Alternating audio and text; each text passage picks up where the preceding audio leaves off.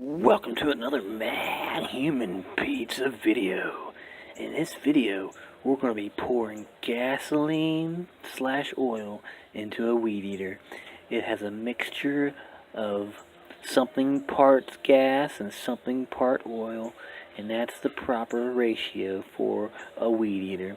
So without further ado, let's get to it. Let's do it.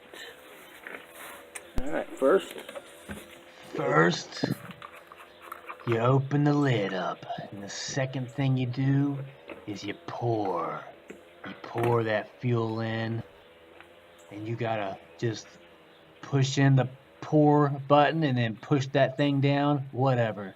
Anyway, so as you're pouring it in there, and you don't want to overfill, but if you do, well, at the end of the video, I'm gonna show you a tip on how to clean up a gas spill. So we're pulling it out right now. We're getting it out. There we go. So now we're tightening it back up. Tighten that lid right back up on there. All right. We're checking the level. It's right there. It's halfway. So we need to put more fuel in it. So here we go. We're going to put more fuel in that weed eater. And from this view, you can't really see it, but you're going to hear it in just 1 second. Oh yeah, you heard that.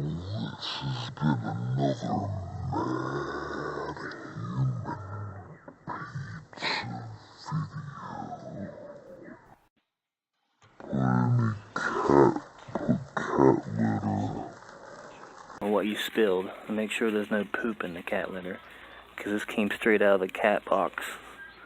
I made sure there's no poop in it. So there you go.